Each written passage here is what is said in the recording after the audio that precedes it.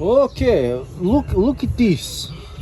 We're doing a turbo change here today on this beautiful Volvo d12. Reason why I'm changing the turbo out is two reasons. I was having issues building boost, and I guess three actually. I noticed that there was a bunch of black stuff inside of here indicating that the exhaust portion of the turbo was failing, blowing exhaust, I guess, into the intake.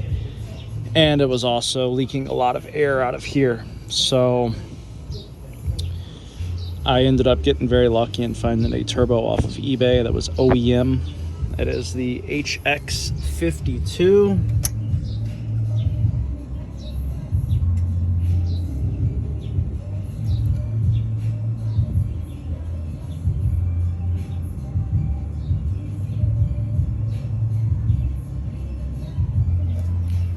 So swapping the turbo out, swapping out all of the gaskets. There's multiple gaskets that you want to swap out, including the intercooler gaskets.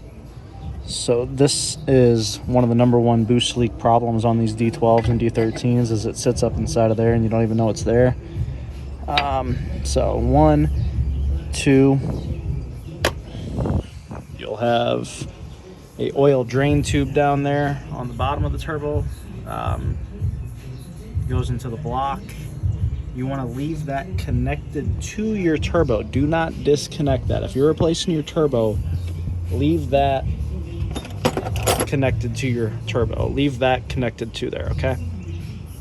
It's got a gasket inside of here. That green thing also has a purple gasket there. Leave the purple gasket on this tube. It also will have a gasket on here. 3 gaskets total on this piece. Leave it bolted to the turbo, okay?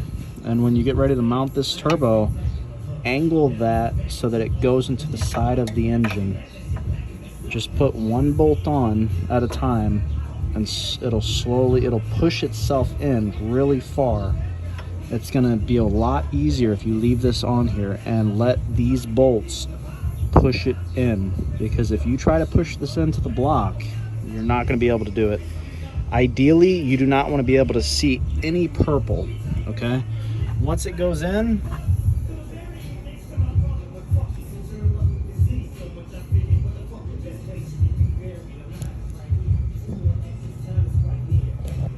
you can't see any purple. It's pushed in all the way. It's pushed in past this lip. It'll be pushed into about here. All that goes in. So I had a really big problem with that because I tried to install that separately. Don't do it. You've got gaskets, okay? You're gonna want to replace this new gasket that sits on top of the turbo. There's 2 different gaskets that go here. One is for D13 and it's got a divider in the middle. The other is for the D12 and it's just a square. On the square, okay, it looks like this. And this thing's like $8, I think. The other one's 25 or 30. So you can see how it's got a groove. It's like an arch. You want that arch to be facing up, so it sits like that. You do not want it to sit like that, where the groove goes down. You want it to sit up. So there's that. This is a good gasket. I just bent it in half and didn't feel like screwing with it. The other thing you're gonna need is Bud Light. Okay, if you don't drink Bud Light, I recommend you heading down to the nearest grocery store and getting you a little something. Okay, according to the bottle, it is always brewed using the choicest hops. Okay, but also adding this color to the turbo here, it's going to do 3 things for you. 1, it's going to make you pass any Peterbilt up. I mean, you're going to be fast. The other thing is it's going to make it look cool. And the third and most important is it's going to show you if you've got any leaks, exhaust leaks, any sort of anything. It's going to make it look clean. Looks original. Supposedly it stands temps up to 650. The front of the turbo probably only gets 200-300, but the back, I'm sure it gets way hotter. The Oem Paint, okay, I ended up picking that up at Vanguard. It was like $12-13. Part number right there, PAI 16VOGN. And it just makes your stuff look a lot cleaner. This truck's got 1.1 on it, and you know, it looks all right. Other things, these nipples, pretty inexpensive. They're brass nipples. It goes to the air compressor.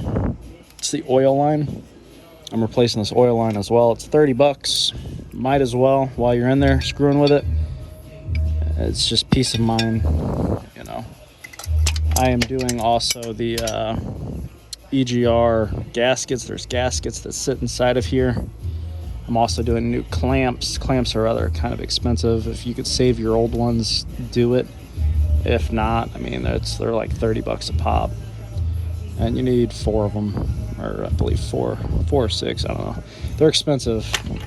So, gaskets, and you got 2 more gaskets here and here that go on to the EGRs.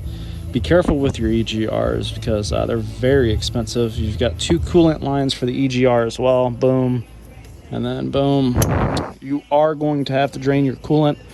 There's a drain coolant plug on the bottom of your radiator that is on the passenger side. It takes 11 gallons of red coolant. It's about $37 a box. Kind of inexpensive. While you're in there, you might as well replace your coolant filter if you can. Part number somewhere. That's about all I got for you. So best of luck for you. The other important tip is I got a 2x4 holding up the back part of your exhaust engine brake. The reasoning why is because that thing's heavy as shit.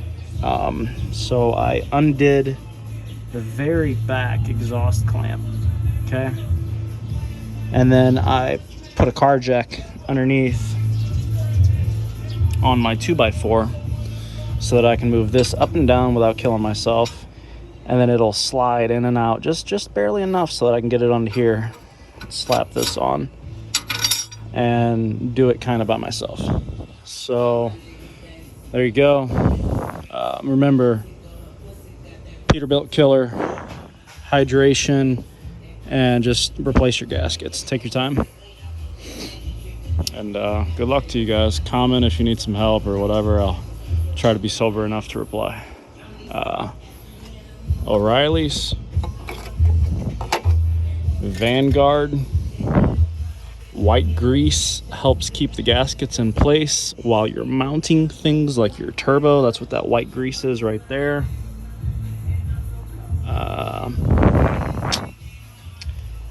Anti-seize is very, very, very, very important, because if you fuck something up, God forbid, you have to come back in here and take these bolts off that are hot and tight and rusted and all shitty.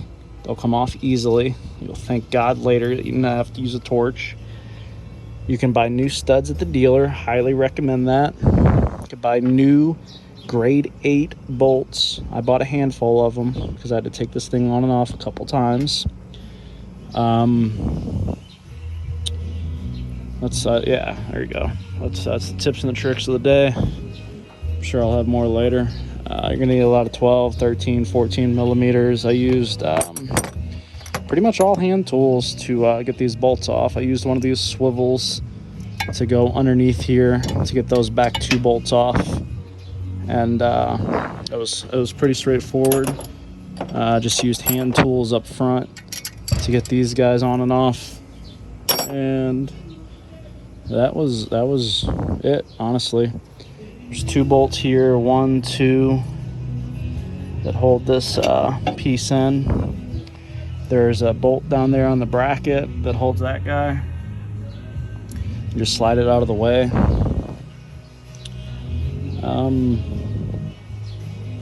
That's all I got for you. Also, while I was in here screwing around, I bought an eBay EGT, which is for the exhaust temperature.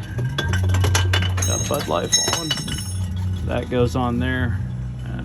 what I ended up doing was running it through here right into the passenger floorboard and just drug it alongside there, and it got a little exhaust temperature gauge now because the truck didn't come with one. So all sorts of fun. I might do a video for that if anyone wants it. It's very straightforward. Negative, positive, mount it somewhere in the truck and push your line through there basically. And